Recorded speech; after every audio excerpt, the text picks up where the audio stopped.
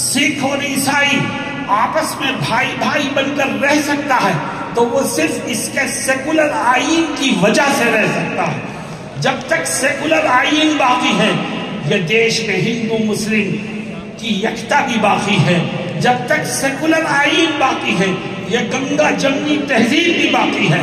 جب تک سیکولر آئین باقی ہے تو اس دیش میں پیار و محبت کے دیپ جلتے رہیں گے، اور جب اس کا سیکولر آئین خطرے میں آئے گا تو صرف مسلمان ہی خطرے میں نہیں آئے گا بلکہ یہ دیش خطرے میں آئے گا اور دیش کی ہر چیز ختم ہو جائے گی۔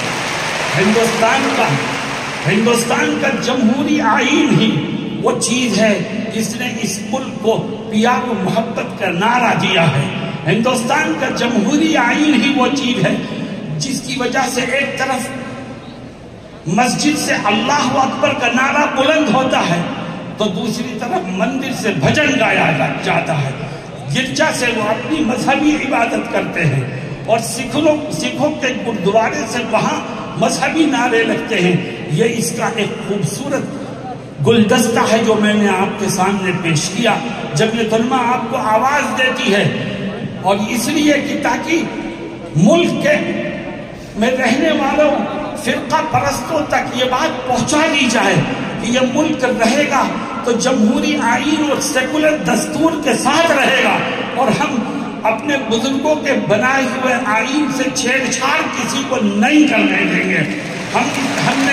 ہمارے بزرگوں نے اس کو بنانے میں قربانیاں دی ہیں، ہم اس سیکولر آئین کی حفاظت کریں گے انشاءاللہ۔ اور آخری بات ہے، ملک میں جگہ جگہ وقف پراپرٹی موجود ہے۔ مسلمانوں میں آپ سے سوال کرتا ہوں، ایک وقف کی زمین ہے جو کسی مسلمان نے وقف کی ہے مسجد کے لیے، یا وقف کی ہے مدرسے کے لیے، یا وقف کی ہے قبرستان کے لیے، یا وقف کی ہے غریبوں اور بیواؤں کی مدد کے لیے، بتاؤ یہ وقف پراپرٹی مسلمانوں کا سرمایہ ہے کہ نہیں ہے؟ ہم اس میں کسی کی مداخلت برداشت نہیں کریں گے۔ یہ وقف پراپرٹی مسلمانوں کا سرمایہ ہے، اس کی دیکھ ریکھ بھی مسلمان ہی کرے گا اور اس سے فائدہ بھی مسلمان ہی اٹھائے گا۔ ہاں، اگر کہیں کسی وقف پراپرٹی کے ساتھ چھیڑ چھاڑ ہو رہی ہے، کوئی اس کا مس یوز کر رہا ہے، کوئی اس کا غلط استعمال کر رہا ہے، تو ملک میں قانون بنا ہوا ہے، آپ مجرم کو پکڑ کے سزا دیجئے، لیکن اس کا مس یوز ہونا، اس کے مس یوز کو بہانہ بنا کر قانون کو بدل دینا اور اس میں غیروں کو داخل کر دینا، یاد رکھو یہ جو وقف بورڈ ترمیمی بل آیا ہے، اس سے وقف بورڈ کے مس یوز کو ختم نہیں کیا جائے گا بلکہ اس کی بربادی کے مواقع اور بڑھتے چلے جائیں گے، جس کو ہم کسی طور پر برداشت کرنے کو تیار نہیں ہیں۔ میرے دوستوں، ساتھیوں، آج صبح ناشتے پر حضرت مولانا سید ارشد مدنی فرمانے لگے کہ یہ ملک سیکولر ہے، بہت سی فرقہ پرست طاقتیں ایسی ہیں جو یہاں یکساں سول کوڈ لانے کی کوشش کر رہے ہیں۔ یکساں سول کوڈ کا کیا مطلب؟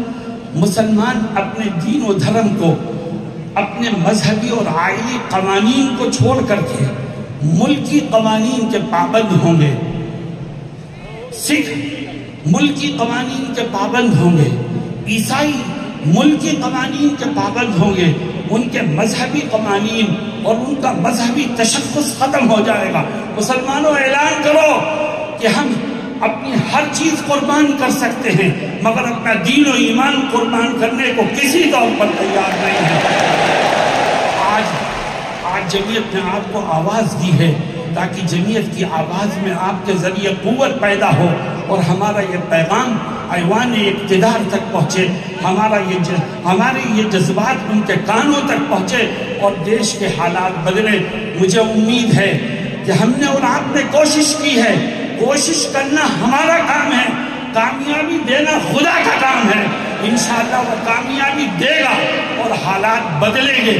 بس آپ ایک ہی نعرہ دیجئے کہ مولانا ارشد مدنی قلم بڑھاؤ،